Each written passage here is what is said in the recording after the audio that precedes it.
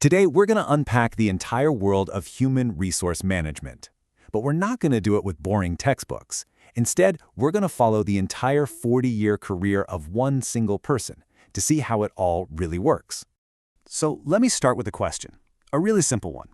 If you strip away all the buildings, the tech, the money in the bank, what's the one thing, the single most important asset that any organization has? You got it. It's the people, always. They're the ones who innovate, who create, who get the work done. They are, without a doubt, the most valuable, and let's be honest, the most complicated asset to manage.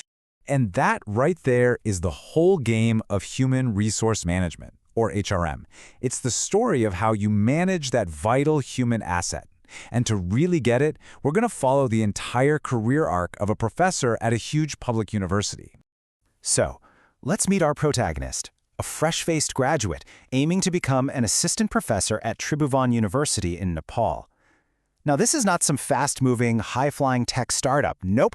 It's a massive, public, service-oriented institution. And that, my friends, changes everything about how its people are managed.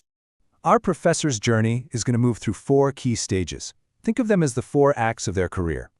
These are the core functions of HRM. First, acquisition. That's getting hired. Then development, growing on the job.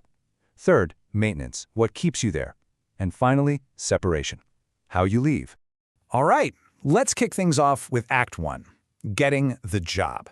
Now, in the corporate world, this might take a few weeks, maybe a month, but in a public university like this one, oh, it's a completely different sport.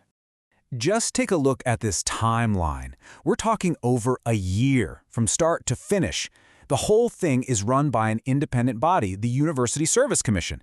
And the key moment, the part that matters most, is at the 9-month mark, a massive written exam. They call it the Great Filter because it's designed to be this pure, merit-based test that weeds out the vast majority of applicants.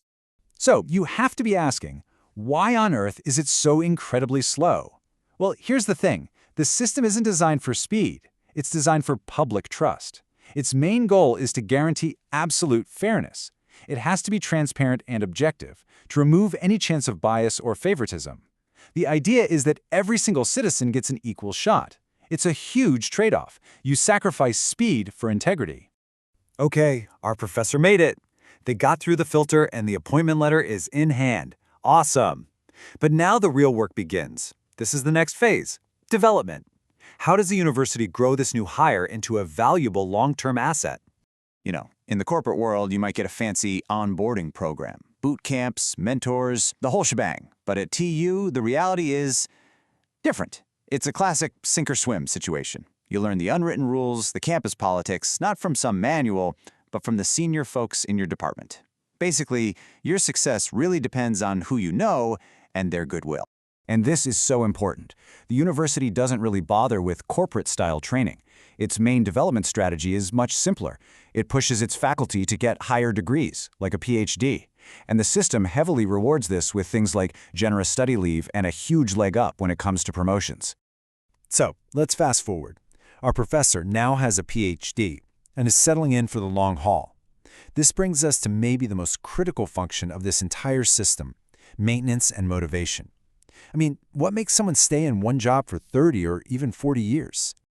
Let's use a neat little idea called Herzberg's two-factor theory to figure this out. Think of your job like a house. The hygiene factors, that's the foundation and the roof. They don't make you love the house, but if they're missing, you're going to be miserable. Things like job security, a stable salary. Then you have the motivators. That's the stuff that makes you actually love the house. The great view, the awesome kitchen. Well, this university system is an absolute masterclass in building an unbreakable foundation. And they do it with a package often called the golden handcuffs. Think about it. A guaranteed pension for life, near total job security, generous leave policies, and the high social status that comes with being a professor. It's a combination that's almost impossible to find in the private sector, and it creates this incredibly powerful sense of loyalty that makes it really, really hard to leave. Here's another way to look at it, from a theory called Alderfer's ERG theory. He said we all have needs for existence, relatedness, and growth. But here's his key idea, frustration regression. It means if you feel blocked from growing in your career, let's say promotions are super slow, You'll double down your focus on what you can control, your salary, your benefits, your security. And the university system basically anticipates this and builds the entire job around satisfying those core existence needs. Okay, decades have passed. Our professor is a legend on campus, has taught thousands of students, published tons of papers. And now we've reached the final stage of the employee life cycle: separation. And in a system like this one, that word almost always means one thing: Retirement. Yep, this is the celebrated end of the journey at TU. Once a professor hits the mandatory age of 63, a long, paper-heavy, and very meticulous process kicks into gear. HR's main job here is to process that separation flawlessly, making sure the pension and all those funds that were promised decades ago are calculated and delivered. So, what about the flip side? What about firing someone? Well, for permanent faculty, it's almost unheard of.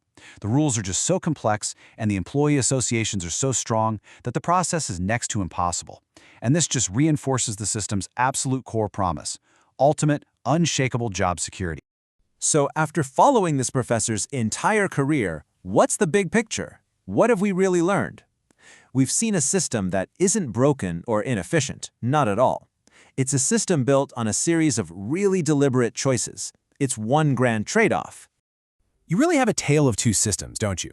On one side, you have corporate HRM, which is all about agility, performance, it's high risk, high reward. And on the other, you have this public sector model, which chooses the exact opposite path. It's all about stability, seniority, low risk, high security. So here's the bottom line, the most important takeaway of all. This system is working exactly as it was designed to. It's a brilliant filter for attracting and keeping people who are motivated by security and long-term stability. It's built from the ground up to produce loyalty for a public service mission, even if that means giving up the kind of high-octane, merit-driven performance that the corporate world chases after. And all of this leaves us with one final big question to think about. In a world that is changing faster than ever, a world that demands constant innovation, which of these two approaches to managing people, the fast and agile corporate model or the slow and stable public one, is truly more sustainable in the long run?